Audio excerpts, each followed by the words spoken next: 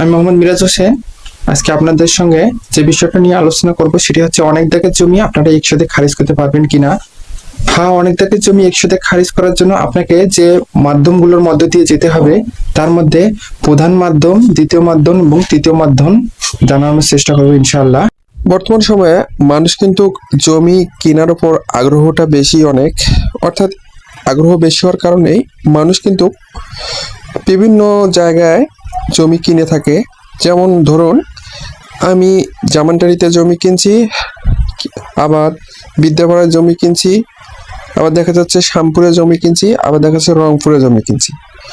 দেখা যাচ্ছে আমি কয়েকটা জায়গায় কয়েক শতক করে জমি কিনছি, কিন্তু জমিগুলো আমার নামভুক্ত, অর্থাৎ আমার নামেই জমি কিনছি আমি।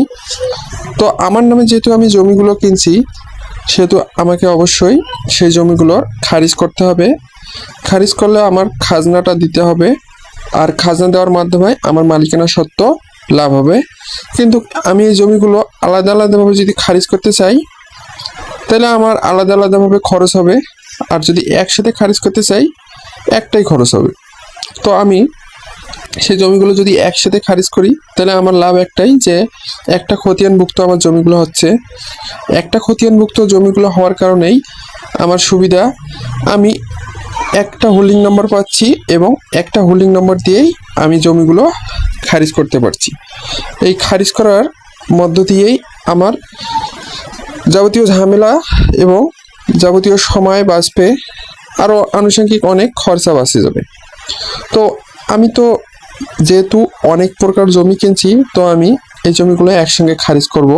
তো আমি সেই জমিগুলো একসঙ্গে খারিজ করলে আমাকে যে মাধ্যমগুলোর মধ্য দিয়ে যেতে হবে, তার মধ্যে আপনাদেরকে আমি বলছি যে 3টি মাধ্যমের মধ্য দিয়েই যেতে হবে। মাধ্যম 3টি কি কি?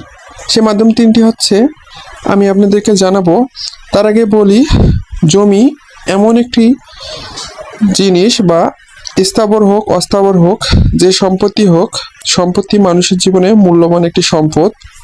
এই সম্পদ যারা নষ্ট করে তারা আসলেই না বুঝেই নষ্ট করে, আর যারা রাখে তাদের ক্ষেত্রে ভবিষ্যৎ প্রজন্মরা অনেক শান্তি পায়, তারা সচ্ছলতা উপলব্ধি করতে চলতে পারে। তো এই সম্পত্তি ব্যবহার বিধি আমরা অনেকেই জানি না, আবার অনেকেই জানি। তো সম্পত্তি ব্যবহার বিধি অনেক।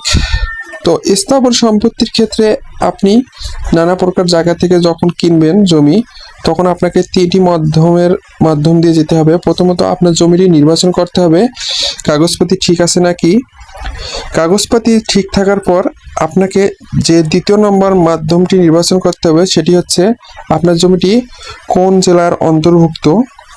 তো এটাও আপনার ঠিক আছে, আপনার জমিটি জেলার অন্তর্ভুক্ত, কিন্তু আপনার জমিটি জেলার অন্তর্ভুক্ত হওয়ার পর আপনাকে 3য় নম্বর একদম গুরুত্বপূর্ণ যে বিষয় সেটা নির্বাচন করতে হবে, সেটা হচ্ছে আপনার জমিটি কোন মৌজার অন্তর্ভুক্ত।